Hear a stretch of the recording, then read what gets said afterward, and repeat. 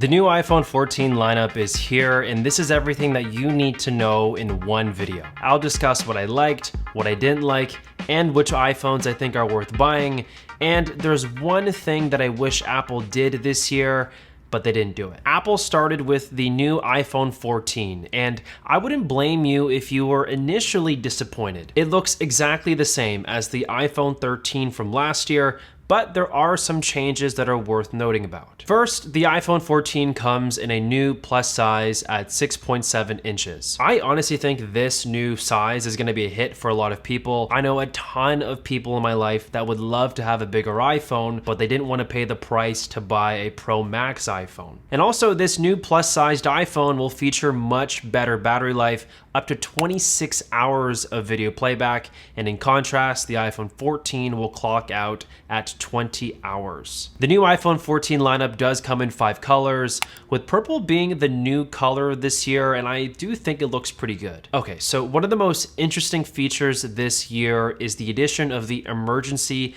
SOS via satellite feature. Its intention is to give you peace of mind when you go off the grid with no reception on your iPhone, and we're gonna break down how that works. Number one, you answer a few questions to assess what kind of emergency situation that you're in. And then number two, once you complete that, you'll be directed to point your iPhone to the satellite until you establish a good enough connection to send your answers, location, medical ID, and battery life percentage to the dispatcher. The questionnaire is identical to the questions that an actual emergency responder would ask you, according to Apple, and this ensures that they get the correct information about your situation and they don't require follow-up. They can just action your request on the spot. What I just said is extremely important. It's not going to be quick and smooth and easy to just connect to a satellite. It's actually pretty difficult, and Apple was very cautious to communicate that. They said that you needed to have a clear view of the sky, so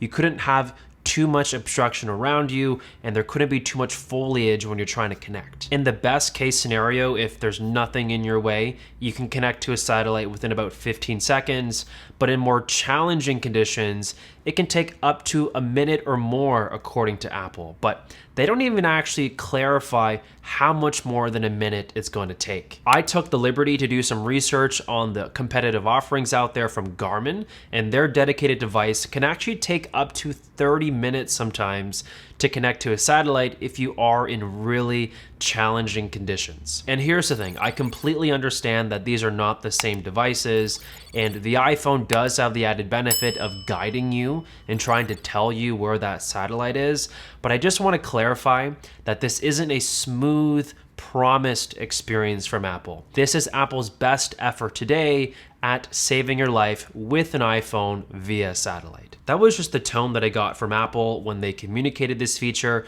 but it doesn't take away from the fact that this is an awesome addition to the iPhone. It's just another reason to choose this over Android because it literally can save your life. And fun fact, you can share your location in Find My via satellite with your friends and family, so they can actually always know where you are. And staying on the course of emergencies for just a little bit longer, the new iPhones will come with crash detection. It will call 911 immediately and notify your emergency contacts in the event of a car accident. Again, this might seem like a minor feature, but this can actually save a lot of lives. Now I want to talk about the camera improvements on the 14 and the 14 Plus, and they're actually pretty decent. Up to 2.5 times better low light photos on the primary wide camera, and up to 2 times better low light photos on the ultra wide camera. Apple says that this is possible mostly because of their new photonic engine. It essentially tries to merge the best pixels from multiple exposures and preserves more image data to give you the best looking pixel image that the AI can come up with. I'm gonna have to test that out for sure. We don't know if Apple's claims here are good or not,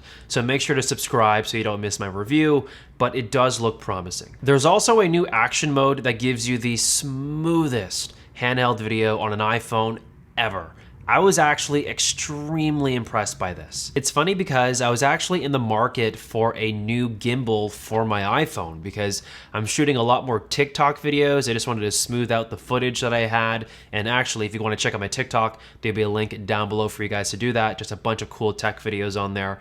But yeah, I was gonna buy a gimbal for that purpose. But this new action mode on the new iPhone 14s, I'm gonna hold off for now. Cinematic mode was also updated to record up to 4K 30 and at 4K 24 frames per second. Thank you. I was silently hoping that Apple would bring this up to 4K because the cinematic mode is actually really cool, and the better that mode becomes, the more likely that these phones can actually replace the big cameras that we use in our everyday lives. The front-facing camera also does get an update. It's sharper than ever, and it's thanks to this new true depth sensor that gives autofocus for the first time ever in an iPhone, and a larger aperture to let in more light. Apple says that this will result in a 2 times better low-light photo. Autofocus on the front-facing camera is actually kind of a big deal for iPhone users. We've never had that before, and I think it's been in Android phones for years, and I'm talking maybe 5 to 6 years. It's been a while since Android's had this. So finally, thankfully, it's on iPhone now, and Apple is promising that the autofocus of the front-facing camera can take into account multiple subjects at the same time and get the best exposures for everybody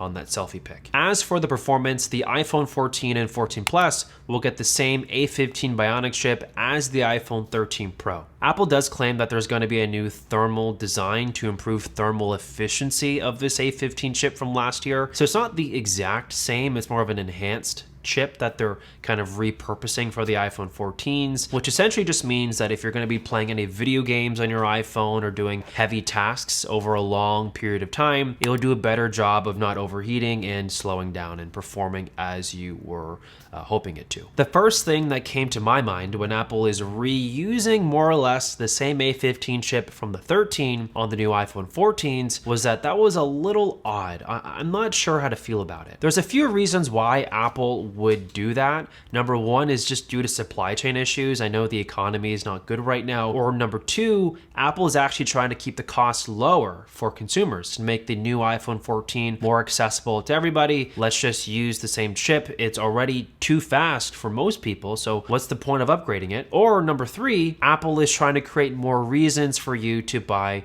the iPhone 14 Pro, because that has the new A16 chip, and we'll talk more about that later in the video. And if you are in the US, all iPhones no longer come with the SIM tray. It now does it digitally with eSIM. The most remarkable thing about eSIM is that you can connect multiple phone numbers and multiple data plans to one device. You don't need different devices or different SIM cards anymore. It's all done digitally. And if you go travel somewhere, you can just activate the new eSIM card in your iPhone before you get to that country. I'm actually kind of jealous of that feature. I'm in Canada. This is only available in the United States for now. Before we talk more about the exciting iPhone 14 Pro and Pro Max, I want to thank today's video sponsor, Volta. You can charge all your devices up to 100 watts with a Volta Spark cable that supports USB-C, micro USB, and Lightning. It is as simple as switching one tip to another magnetically. It also has a snap-safe feature that prevents your device from accidents if you trip on the cable. It will just easily disconnect from your device without worry. All of their products have a lifetime warranty with a 30-day money-back guarantee, and they also have the same cable that supports USB-A charging with the same features known as the Volta 2.0. Click the link below to buy the only cable you need to charge all of your devices today with Volta. Okay, so as for the new iPhone 14 Pro and Pro Max, Apple has cooked up something awesome here, and we're gonna get to that in a second. To start, it comes in 4 new colors: gold, silver, deep purple, and space black. I'm actually intrigued by that space black. I'm hoping that it's actually like a dark, deep black.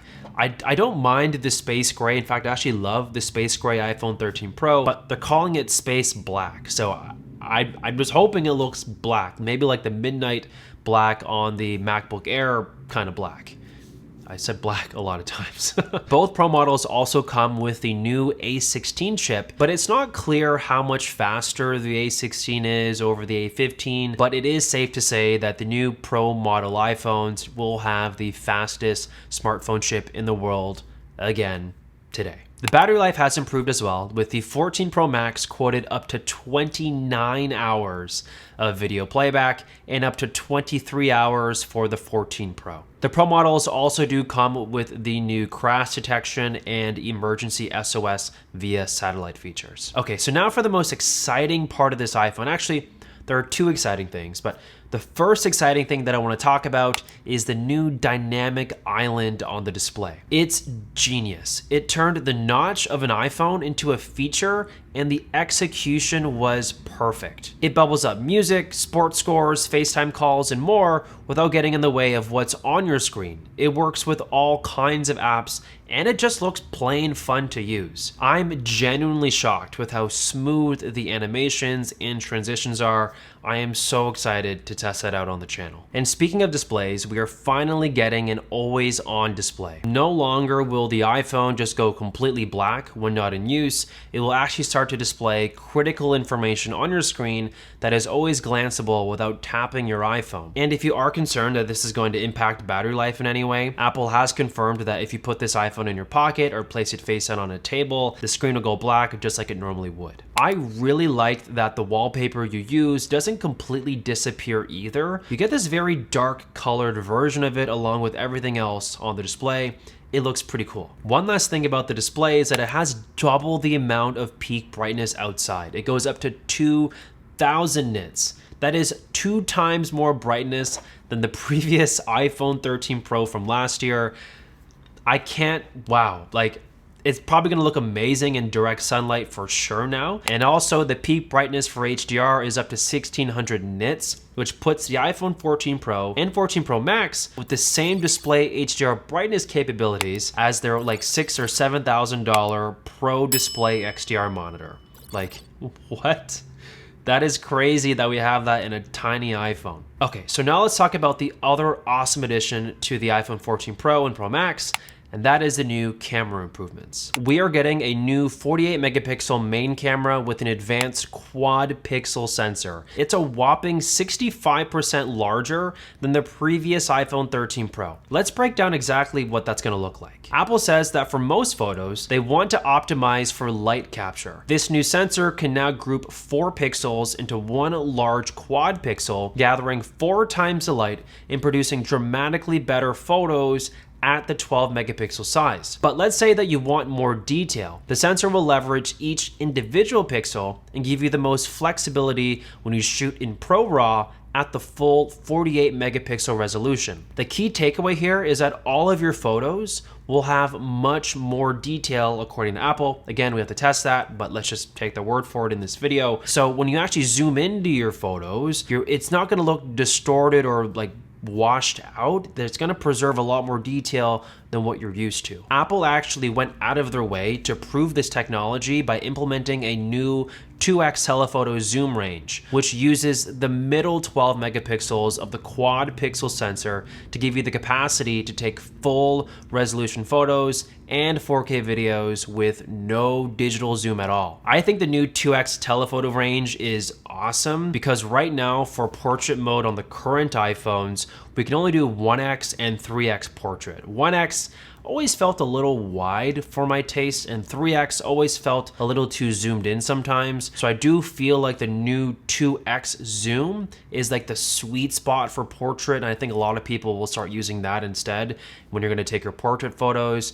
And the benefit to all of this is that we're not gonna be losing any detail. We're not digitally zooming in to this portrait shot. We're actually getting a true 12 megapixel shot enhanced through this quad 48 megapixel sensor that they're talking about here. Apple promised up to 3x better low light for the ultra wide camera, 2x better low light for the telephoto, and 2x better low light for the primary 48 megapixel camera. If that sounded very familiar to what I said earlier in the video about the iPhone 14 and 14 Plus, you wouldn't be mistaken. This is actually because the 14 Pro and Pro Max also have that new photonic engine that really helps enhance the low light capabilities of all of the iPhones in the lineup this year. Apple also tried to improve the flash on the Pro cameras, up to 2 times brighter flash on telephoto shots and up to 3 times better flash uniformity on ultra wide shots. So you want to think of it like this. Have you ever tried taking a photo at night with flash and whatever you took the photo of, that person looked really blown out or the light was just way too bright on their skin? That's what Apple is trying to fix. It's trying to make the light actually come off in a way that is appealing for the final photo that you get on your iPhone. Also, the Pro models will get the new 4K cinematic mode, the new action mode for more stable footage, and the autofocus plus improved low light on the selfie camera, just like on the regular iPhone 14 models. Okay, so there are two things that I was a little disappointed to see walking away from this event. Number one is that the iPhone is still rocking that lightning cable. I knew it was a long shot, but I was really hoping Apple would do it, but they didn't. They're gonna have to do it eventually because Europe did pass the law or a bill that forces Apple to make all of their iPhones USB-C by I think the end of next year. So next year, iPhone 15, we're gonna get USB-C probably. I mean, I hope we do. I hope that Apple doesn't just do it for Europe and then ship Lightning everywhere else. I would actually laugh if they did that. They're probably not going to, so we'll see it next year. And the other disappointment that I had, and this is more specifically to the mini iPhone fans out there, Apple has unofficially confirmed that they're going to be discontinuing the iPhone mini. They confirmed that basically by not announcing a mini and instead announced an iPhone 14 Plus in its place.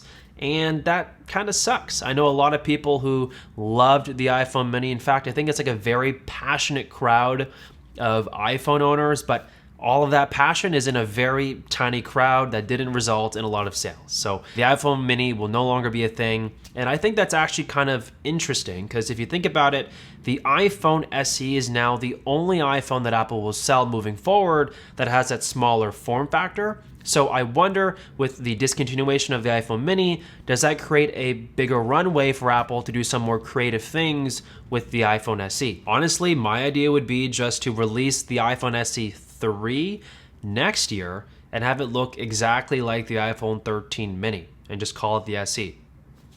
That would be awesome. I think a lot of people would buy that, but that's my own 2 cents. And speaking of buying things, I think that the iPhone 14 Plus is going to be a huge hit for everybody this year. I know a ton of people that really wanted a bigger iPhone, but they didn't want to pay the price for a Pro Max.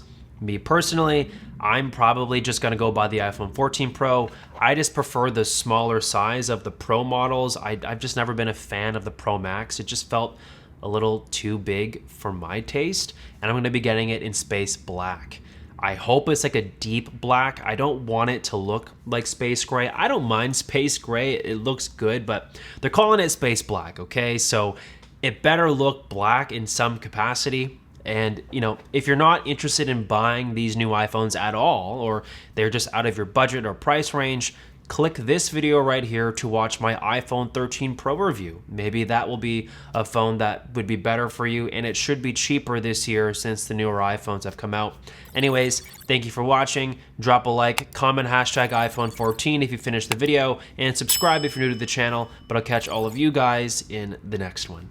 Peace.